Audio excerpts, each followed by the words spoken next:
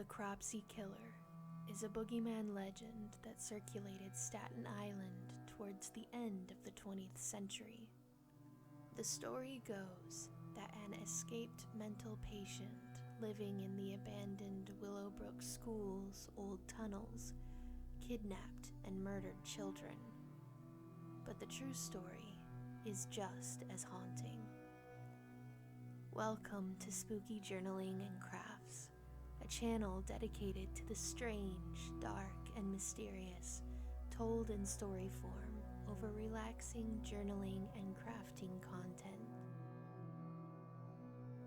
If this is your first time seeing me, subscribe to the channel and ding the notification bell to be updated when I post next. Now then, settle down with some hot tea and your favorite creative project, and let's dive in to the story of the Cropsey Killer.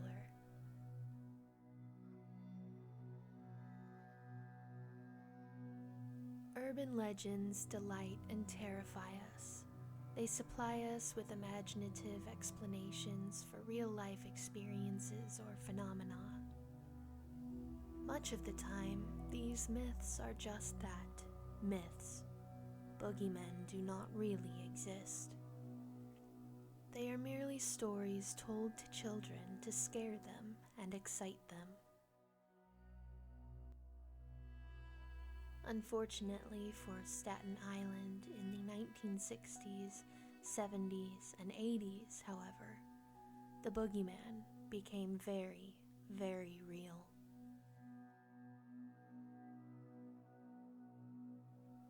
Alice Pereira was just 5 years old when on June 10, 1972, she seemed to vanish into thin air while playing in her neighborhood just a few miles south of an abandoned institution known as Willowbrook.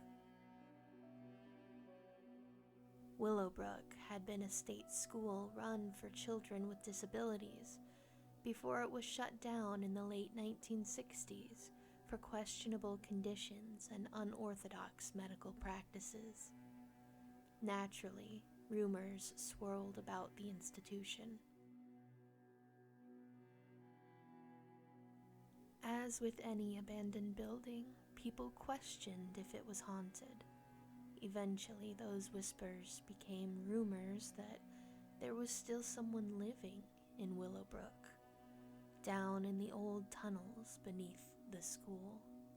Perhaps this is where little Alice Pereira had been swept to when she disappeared on that fateful day, never to be seen again.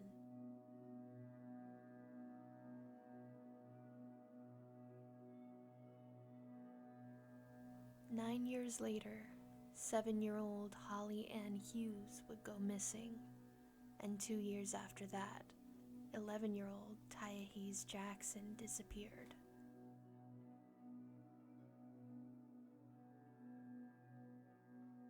These strange abductions of children would continue for years, leaving the community of Staten Island in terror.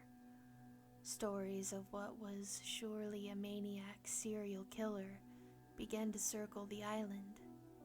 He became known as the Cropsey Killer, a figure that would sometimes have a hook for a hand, other times a butcher's knife. But regardless of the variations in the story, he was a murderous maniac escaped from a mental institution and preying on the children of Staten Island.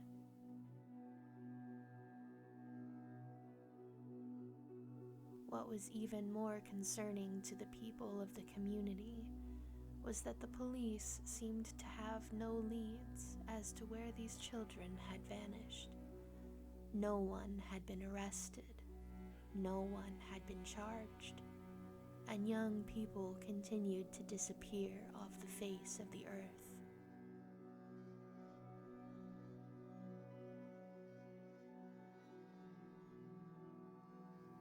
Finally, in 1987, a 12-year-old girl named Jennifer Schweiger was reported missing. This would be the last of the Cropsey Killer's victims. Her body was eventually discovered, in a shallow grave on the former grounds of the Willowbrook State School. Had the urban legends about the boogeyman living in the tunnels been right? The grave of little Jennifer led police to believe a man by the name of Andre Rand had been her killer.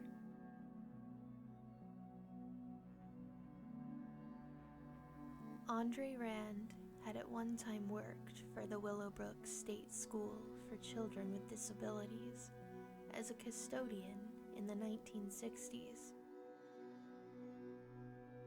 When the facility closed, Rand was out of work. Instead of finding another job like the rest of the staff, Rand spent his time on more nefarious activities. Kidnapping and murdering innocent children became his focus, thus supplying the boogeyman legend with an undercurrent of horrific truth. Though he did not have a hook for a hand, Andre Rand did live in the abandoned school and would drag kids away from their safety to be murdered in cold blood. When Jennifer Schweiger, the 12-year-old girl with Down syndrome, went missing, Rand had been arrested by police after being caught lying to reporters, claiming he had never met the girl, which contradicted the statements by numerous witnesses. He attempted to change his story once his defense lawyer found out about these individual accounts, but it was to no avail. After Jennifer's body was discovered, Rand was charged with murder.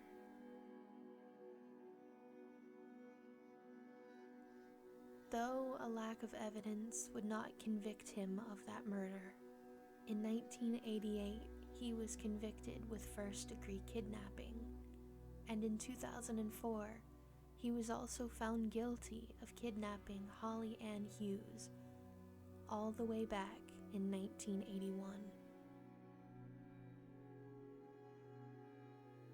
Rand was given an additional 25 years to life sentence on top of the one he was already serving. He will not be eligible for parole until 2037.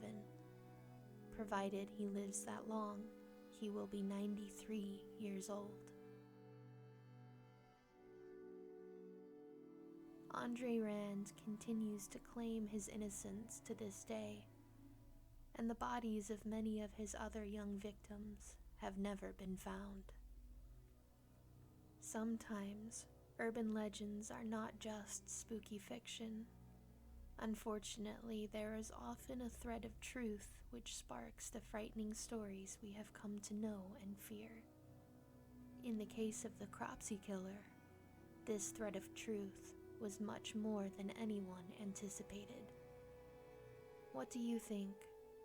Was Andre Rand the real Cropsey killer, preying on young children like a boogeyman in the night? Or was he simply a strange, lonely man in the wrong place at the wrong time?